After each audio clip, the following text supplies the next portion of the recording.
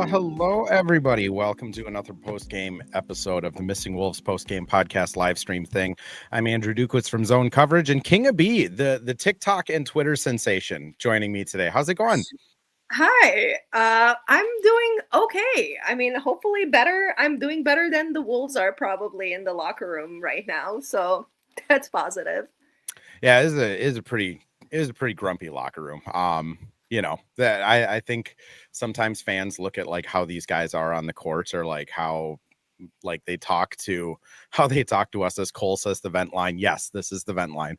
How they talk to us in the media, but like when the cameras are off, like no one's in a good mood back there. It's quiet, no one's talking. People, when you get to this level, it's like you just hate to lose. But I mean, I figured we'd just jump into it right away. I mean, Wolves dropped today's game, I guess, actually, against Orlando, 119-92. I mean, they just couldn't buy a shot. I mean, KingABee, just like how was the vibe in the arena, in the crowd? Because I would say it was grouchy in the media area as well. It wasn't like there were so many kids there today because of the Nas jersey giveaway. So all of these children were just very confused about what was happening. And I had a friend who came to the game and she's like, every time that I come, we win. And then she looks at me, she's like, I don't think that we're winning this. So it was very, very defeating when nothing was going in. And throughout the whole game, I was trying to think about, I can't remember what player either on the Wolves or from another team says that like sometimes the hoop is like a ring where nothing gets in, and other times it's like a hula hoop that like everything goes in. And today they couldn't buy a shot if their lives depended on it. I think like if the season would have been on the line, I don't think that they could have shot any better. I mean, it's just like, I don't know. I'm doing math right now, but like you take Dante, Jaden, Io, and Bones, and they went 4 for 31, which percentage-wise, that's 12.9%. Like I don't know how you win a game when like 4 out of your 8 rotation guys are shooting under 15%, which, I mean, like you said, sometimes there's just a piece of plexiglass over the basket and you can't hit it. And Finch kind of mentioned it after the game that like after a few started to miss, he started noticing the guys were taking shots a little bit deeper, like trying to get more space. Rudy kind of said in the locker room that like when that happens, it starts to affect their defense. And I mean, it was just a really gross game, which Cole says refs literally sold. I don't know. How did you feel like the refs were in the game? It was so many calls. Like I looked at the fouls both for us and for the Magic, and everybody was just getting so many calls. And I think, like Rudy said, that like not missing shots is contagious, and I feel like maybe fouls are also contagious. Like once you pick up a couple, then it's just like I can't do anything. And today wasn't one of those games where I feel like they didn't give effort, like things were just not working at all. And I think the fouls were one of those things that nobody had control over the ball. Like Julius couldn't control the ball, Dante couldn't control the ball, Jaden couldn't control the ball, and I think they couldn't control their bodies. So I think it was just one of those games where literally everything went bad for everyone besides Ant, and Ant picked up 3 fouls too. I mean, to your point, I just looked it up. There was 45 fouls in a 48-minute game. Like, I don't know. I've been watching a lot of women's college basketball because like I also cover the Gophers the last like week and a half, and they'll have like 12 fouls in 40 minutes. And then I go to the NBA game, or I watch an NBA game, and it's like 45 fouls in 48 minutes. Like, I don't know if you're having a bad shooting night. I don't know how you get your rhythm when the whistle is being blown that much, right? Like at one point where I think my husband looked at the score, the time, and he's like, we're only 3 minutes into the fourth, and then both of the teams were at 5 fouls anymore already, and we're like, when are we going to get out from this game. And it just like breaks up the rhythm, and you're not shooting well. So there's no way to get into a rhythm. And then you're getting frustrated because at some point I started thinking, like, how many of our guys are going to foul out? Like, who's the next man up that could come in and I was waiting for the Rudy Gobert technical or the Jaden tech. Like I was just oh, sitting there waiting for it. Like yeah, this is a game where one of those guys, and Jaden almost got one. He threw the ball like super high up in the air after a foul call. And yeah. like thankfully he scampered over to the sideline and caught it before it went into the fans. But like he was close. And I I think last game he was like, he had a lot of fouls too, if I remember correctly. I can't I think remember. he had 5 and he only played like 24 Yeah. minutes. So he had two kind of rough games back to back here. It's like I think Rudy and Jaden especially, like there was one moment where Rudy got called for a foul on the defensive side, and then on the offensive side he was gonna go up for an offensive rebound, and I think it was Michael Carter or Carter Jr. like grabbed his jersey and like Yeah, held him down to the ground so he couldn't jump for a ball. And like Rudy got up and was just like, what are we doing here? Like that right. guy's holding my jersey and I tap someone. And I mean, I think the officiating was like pretty both ways, where like there was a lot of weird calls on Orlando too, but like Yeah, it just sets a team up to be surly, right? Like it just sets them up to be grouchy. And then when shots aren't falling, which like they also weren't falling for Orlando, like it just spirals, which I mean, pack mentality mentions, you know, tough touch calls, bad calls, takes them out of the game.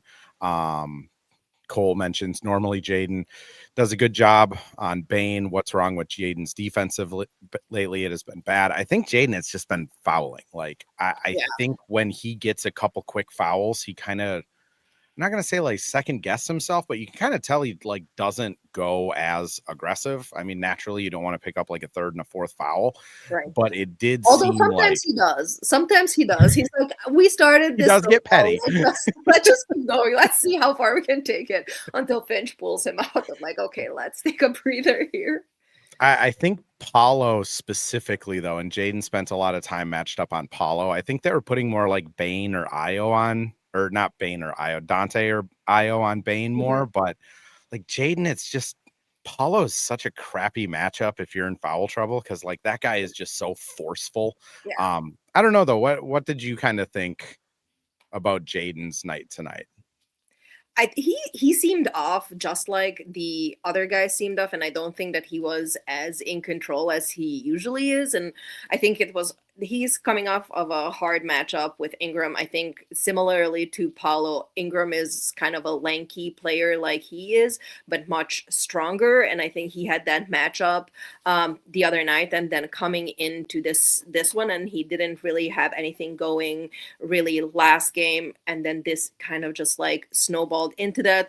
And just like the other guys, I feel like he wasn't really like mentally dialed in. I think physically all of the guys were there, and similarly to Jaden, I think he was just, I couldn't tell you when he was in the game because he was seemed such a non-factor, which is very unusual for him because he makes his presence felt.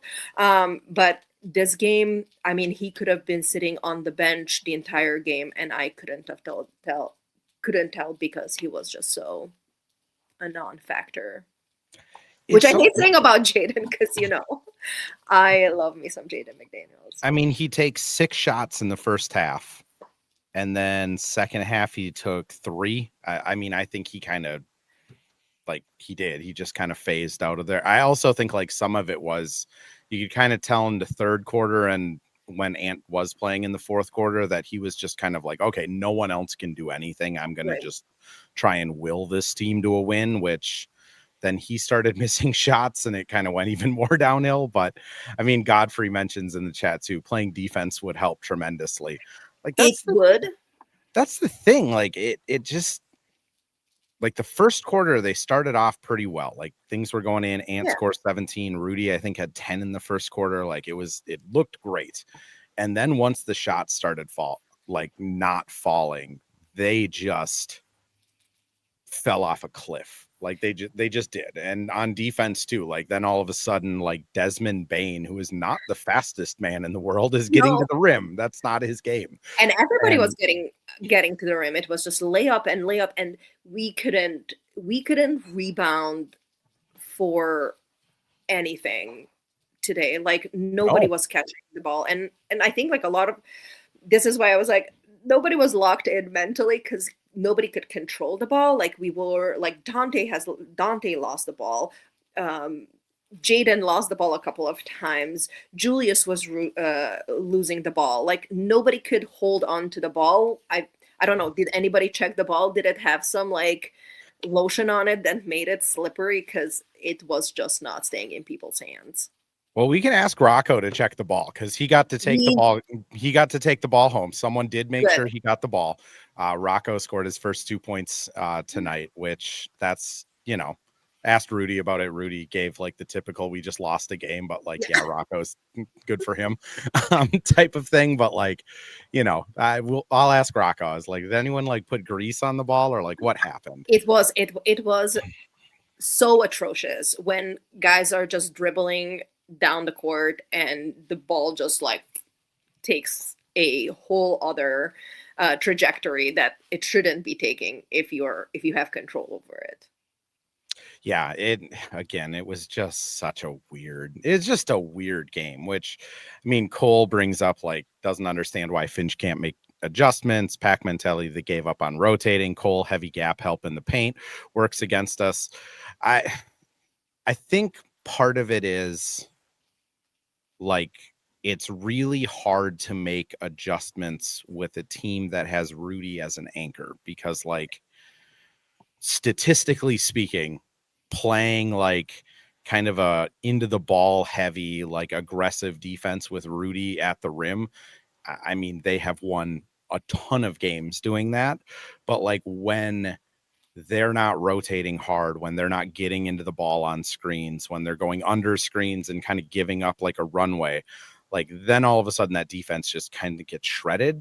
And I Yeah. think games like today where shots aren't going in, I mean, Finch and Randall both brought up that like they didn't feel like it was an energy thing. To your credit, you brought it up No. too, but it was just like people were not rotating right. Like people were not in the right spots, which like a mental thing like that kind of makes sense, right? Like you're mentally irritated because of the refs, you're irritated because you're not hitting shots, and then you're not in the right space. I think people who watched the game, I don't know how much they caught it on television, but like these guys were kind of like huddling up and like pulling each other aside constantly, trying to like figure out like what the F is Yeah. going on.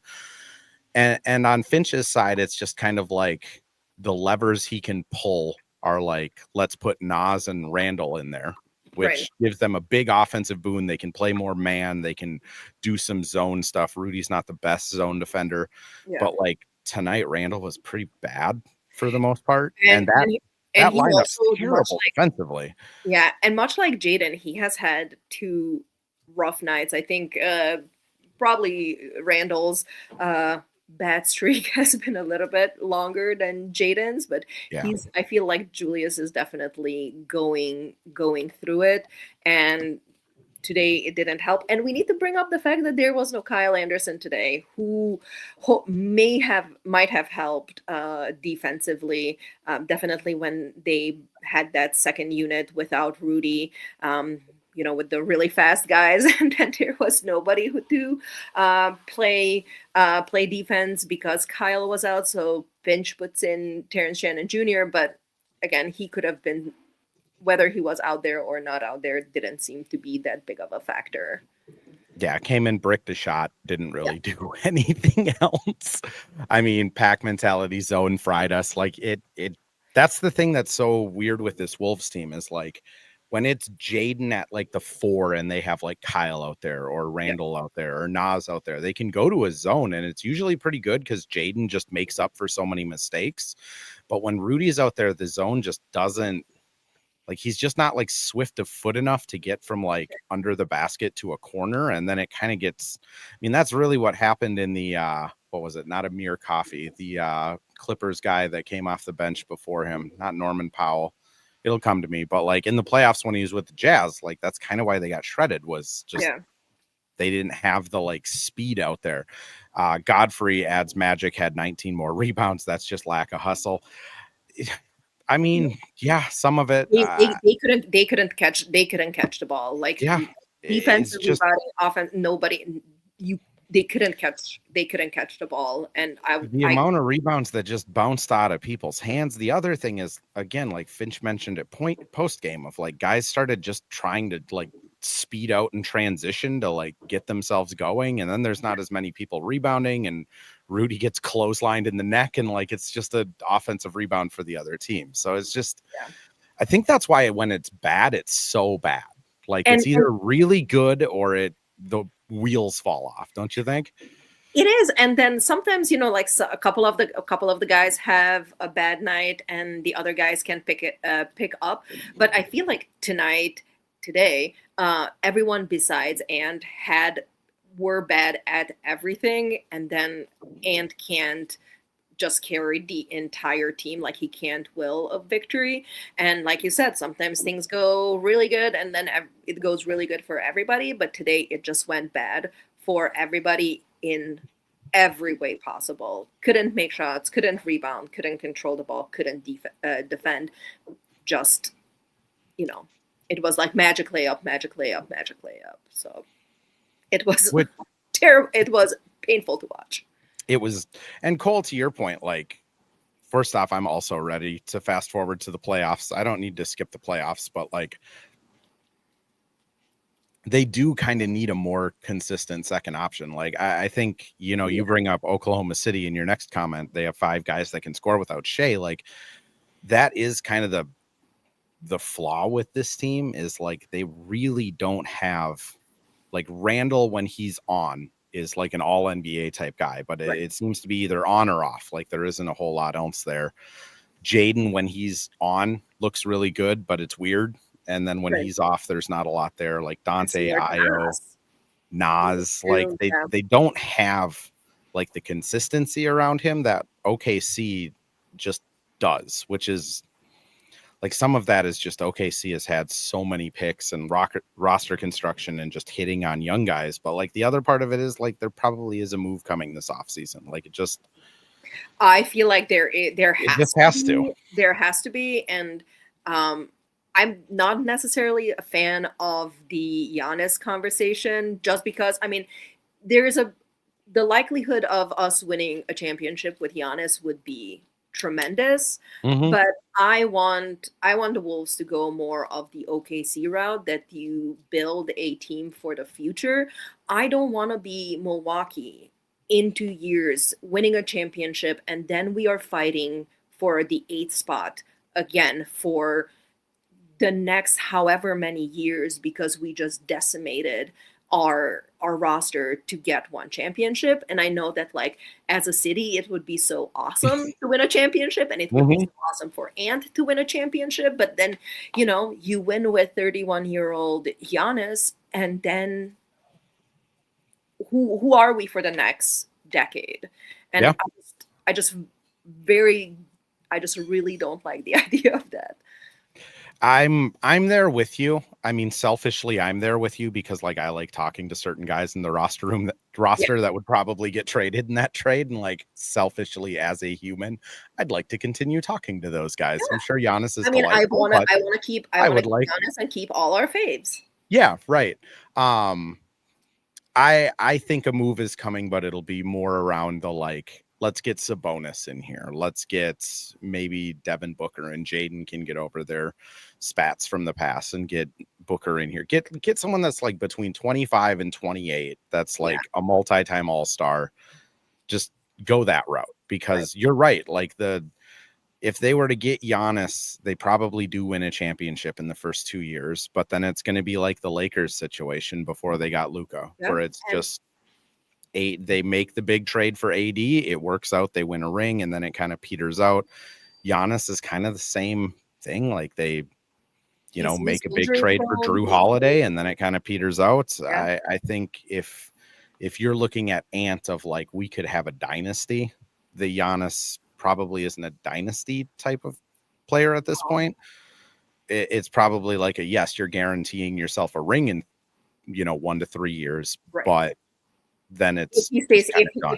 if Giannis stays Yeah, healthy, because then which that's the other part. because that's the other part, right? Like if Giannis with his injuries goes out, who do you have? Like who can you get on your roster that you're not paying a gazillion dollars, who can then come in and contribute and hold the team up while Giannis is recovering?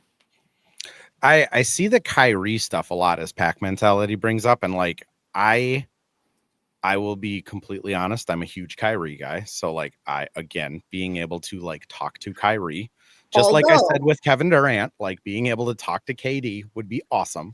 although However, two guys on the team who kind of have the same thought patterns, like Rudy and Kyrie on the team, I don't think there'd be a lot of like they have some spiritual idea. crystal Both of them healing, have some and ideas that maybe it would shouldn't be be in the same locker room together to bounce off those ideas off of each other. they're both like darkness retreat guys. Yeah, Oh my it'd gosh. get weird. Everybody's going Um, to a darkness retreat, and we're just implementing, crystals in Target Center as like a permanent fixture. the thing that scares me with Kyrie a little bit, Pack, we would have a Zen locker room. Yes, it would be very Zen, probably a lot of yoga. But like I think he's 33 when he comes back next year. He'd be 33 or 34 coming off of a major injury. And like that's just, if you're trading Randall or you're trading Gobert and your return is Kyrie, I Again, just that's a risky, like if it pays off, again, like you have a top 20 player in the league that can fit next to Ant probably seamlessly, but if it doesn't pay it off, it's just over. Like at that point you have an asset that is nothing and you have no picks and you've traded your one or two big chips, and it's just kind of, you're it's done. Ant, Jaden, and Nas, and there's nothing else, no other help coming, which Right. that's tough. King, I'm going to throw us over to an ad break. Then I do want to talk about afternoon games because, like, goodness gracious, like it's always on an afternoon game. But first, ads. Well, hello. Thank you, Livestream Andrew. This is Ad Read Andrew. And today we have Firehawk Construction and Remodeling, the presenting sponsor for the Missing Links podcast. Firehawk Construction and Remodeling strives to inspire people to follow their ideas, working with respect and understanding to create a quality, tailored result.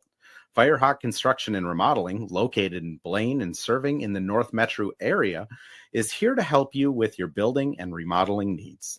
I can say personally, thanks to Firehawk Construction and Remodeling, I have a beautiful deck in my backyard and countless projects that I started, they finished. Get started on your new deck or remodel today by calling Isaac at 763-710-5686. And we're back with another ad read, this time for Pence Homes, the presenting sponsor of Hitting the Hardwood Network. From the best tools and technology to transparency throughout the entire process, Nate Pence and the Pence Homes team is the top choice for buyers, sellers, and is proud to support you and your home ownership goals.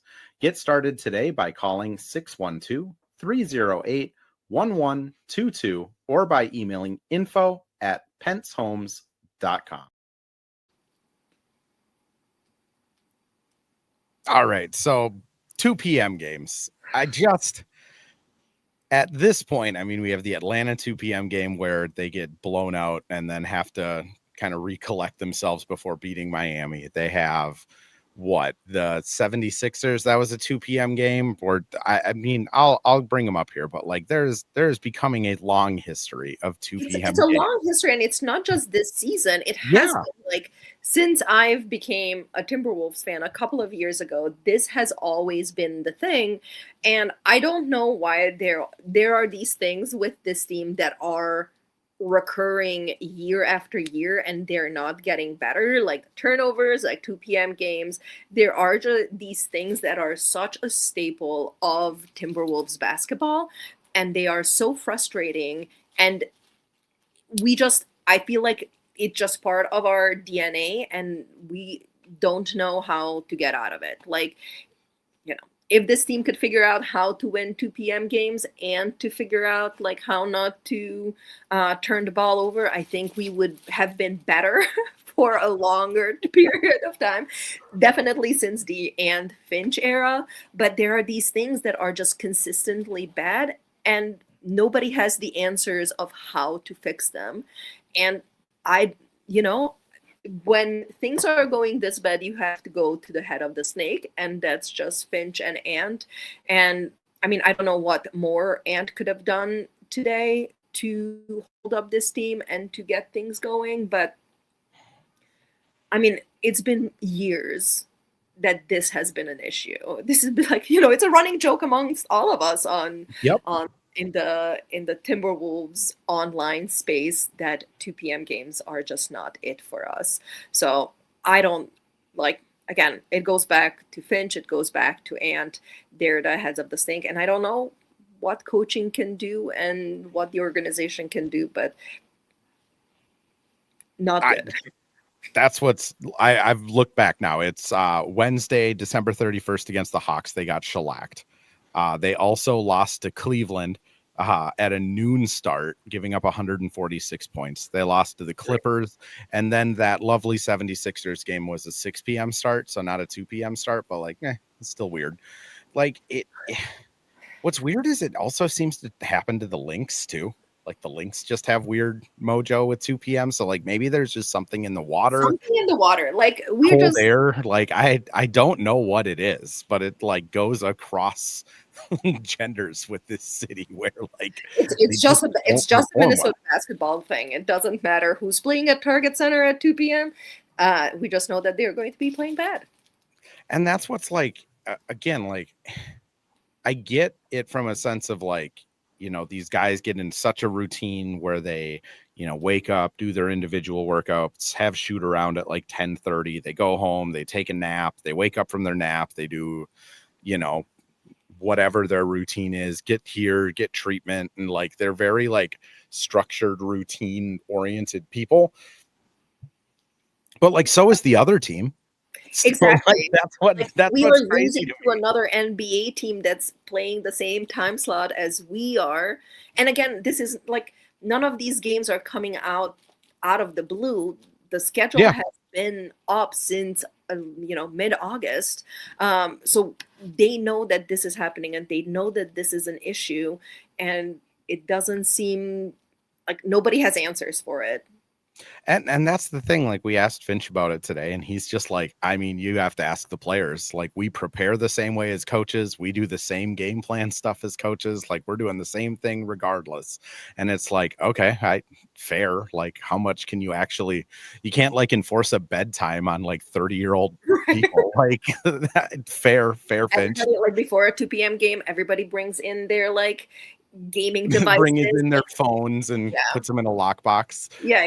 Like like we do at school with cell phones, and everybody just puts their gaming devices in a locked cabinet, and you're not getting it back until the game is over. But you can't do that with people who are getting paid millions of dollars. I don't think that would go well if Ime Udoka with the Celtics was just like, all right, I'm taking your phones at 7 p.m. every night. I will drive to your house and just take it. Like, that's not going to go well. Pack mentality adds confiscate all devices. Yes, all devices. Although I could see Joe Mazzulla doing that. Like between breaks of watching the town, day after day, he takes a break and takes everybody's devices. I mean, but it's just, I don't know. I mean, it's that immaturity that this team has, and regardless of like them growing up together, like most of them are growing up together, and Jaden, Nas, some of the other guys, some of the things are just very childish because it has to be preparation on their part. And again, the schedule doesn't come out of the blue. It like that you struggle with these games, and Pack mentality says team sleepover day. Short of a team sleepover. I thought about that too. Like we're bringing everybody in, get some nice beds or cots.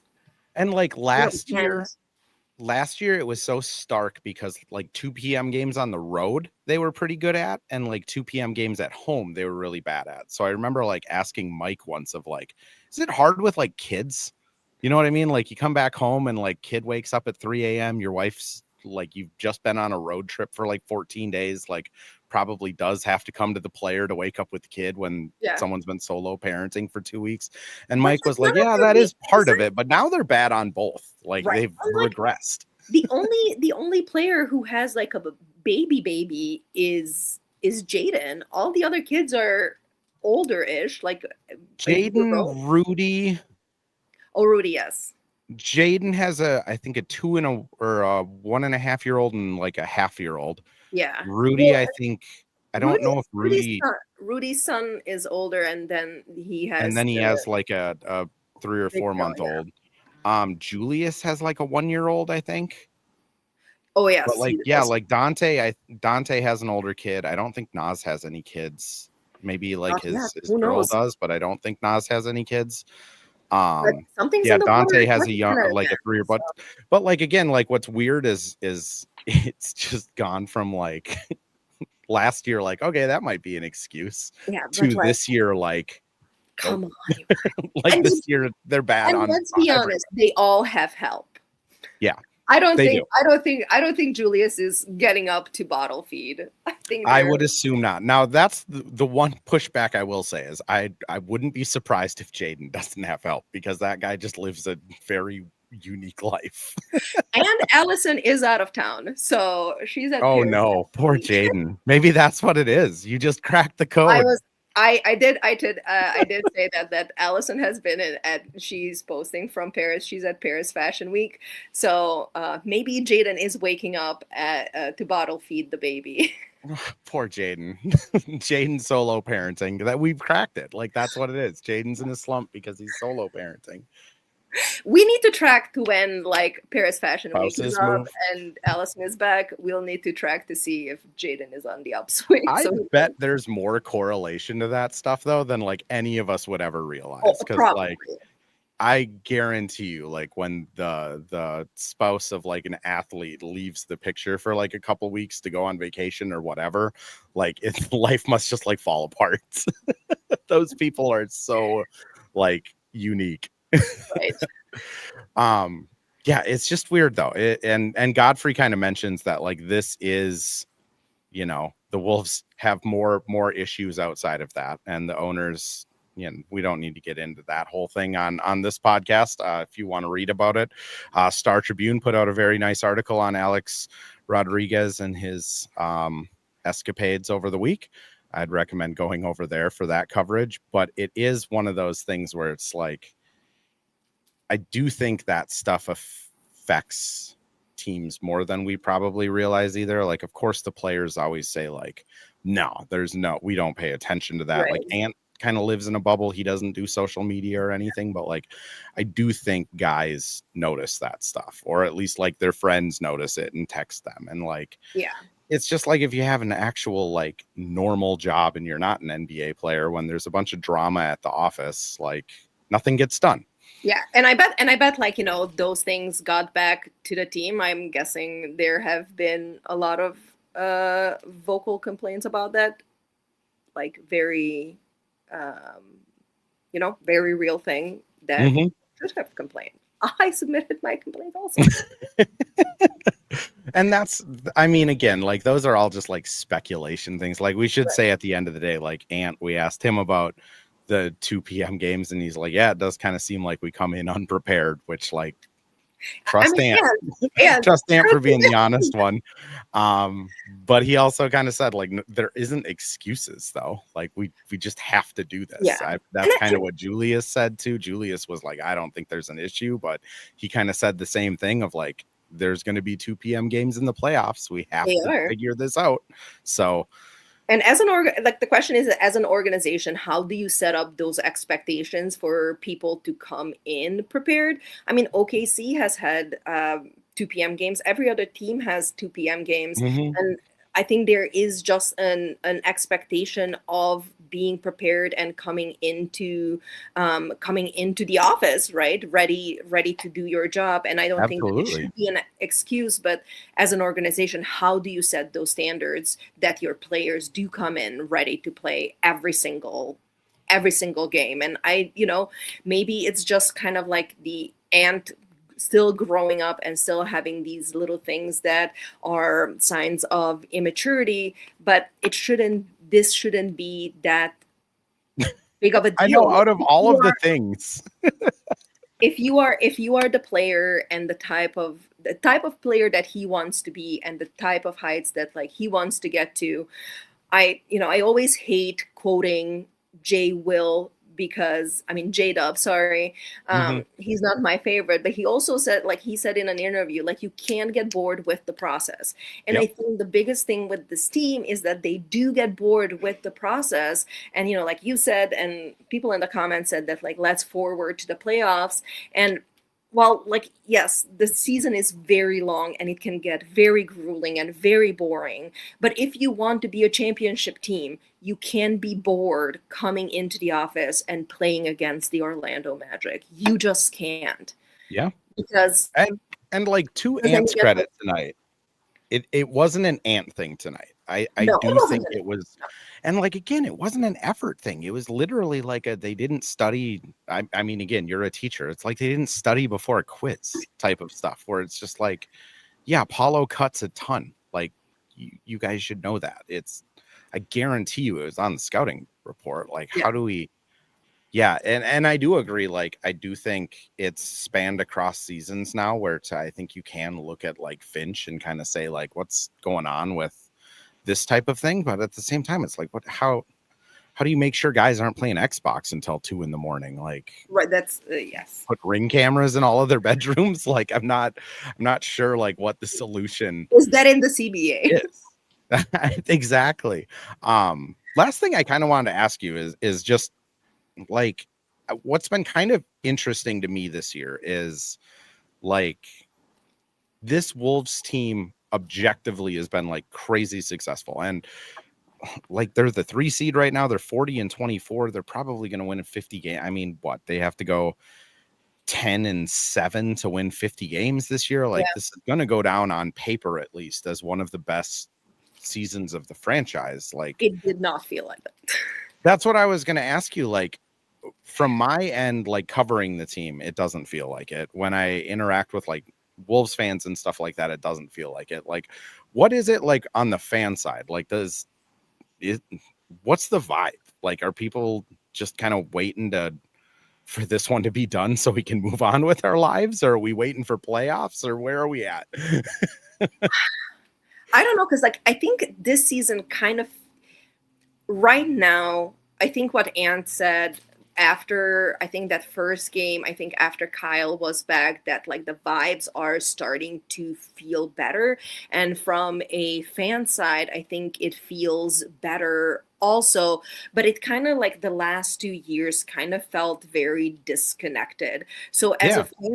a fan experience, like nothing is going to be 2023, 2024, right? That was like the highest of the highs, even though I think that like that team maybe got some luck, and I think they got extremely lucky last year as well. We don't know what would have happened if Steph Mhm. doesn't go down in the Golden State series, and I think that they had that luck. But I think Ant's ascension and like him just becoming such an amazing player that has been like really really fun to watch, and then Jaden and then Dante, there have been like very interesting and very fun player developments happening this season, but as a team it didn't feel as connected as a couple Yeah. of years ago, and I think they're kind of getting that back. And I think everybody's just waiting for the playoffs, and I'm always terrified of the playoffs because I don't know how. I mean, because we are such an up and down team, like, Yeah. right? Because at the beginning we talked about how like some of the players have like really high highs and then lows, and I think the team is that way as well. And I think the success in the playoffs this year is going to be what highs can Ant, what's the next level of playoff Ant? And I think if Julius doesn't get out of this little funk thing that he is in, I think that has been like really pulling down the fandom, because he is just such a, like, it's such a drag out there. And it's unfortunate because like we saw what he was at the beginning of the season, Hmm. and now, like, every time that he has a ball, all you hear in the stands is like people screaming for him to pass the ball, and he doesn't. There was one play tonight where it was like kind of like a modified like fast break. I can't remember if they like stole the ball pretty quickly or whatever, and he had someone just wide open on the corner and like just decided to bulldoze towards the rim, and like the amount of like swearing behind me for a kids game was like kind of impressive, of like, oh my I god. I swear that I think at some point he was bullying someone, and he was waiting for a double team. He was Yeah. waiting for a double team for him to get off. And this was like way more atrocious, like during that Raptors game, where he was waiting until he was quadruple team, where he was literally swarmed Yep. by players for him to heave the ball. And today, like, he had one player on him, and he's like, let's just wait to see if anybody else comes before I make a move. And it just, I wanted to pull my hair out.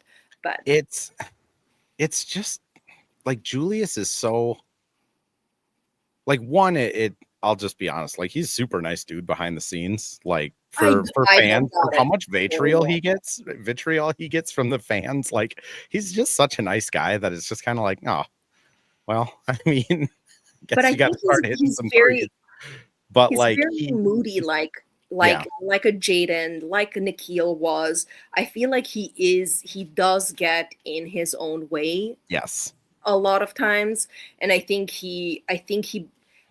like the way that he plays works so many times that he thinks that he can just will it to happen all the time, even on nights when it doesn't. But like the problem is that Ant thinks like that too. So when you have like, yeah, two people that are very, very like ball dominant. And like, I think Julius in this stretch, like the threes not going in has been like, I cannot. mean, I can hear the groan like everywhere in that building when he Yeah, like he shoots a he three should now. not be taking a three. And then you're right. Like, there are these possessions where he gets it and you can tell he's like, okay, when the double comes, I'll pass it. And the double just doesn't come. So he dribbles for like 8 seconds. And then he's like, And well, I guess the double's not coming.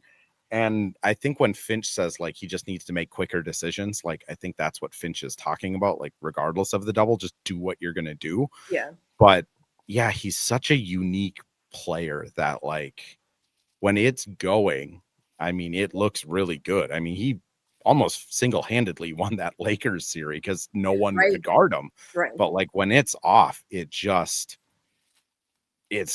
really tough. And yeah, I mean, And we've had that those. I mean, and I think like Ant is like that too. Like yep. he will force threes when threes aren't going, and he will try because he believes so much in himself that if he shoots the ball, if he shoots threes on a large volume, it's going to go in because he believes in his talent. And I think, like we've seen Nikhil do that when he was here, and Yep. Julius is one of those players that just, Dante certainly does it every game. Like, yes, he does it at all. So it's um, moody guys.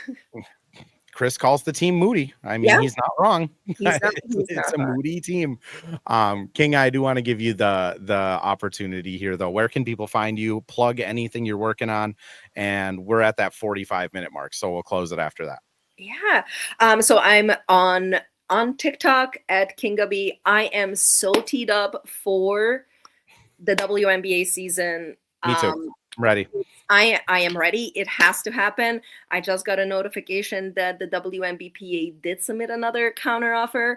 They need to settle, but they need to settle.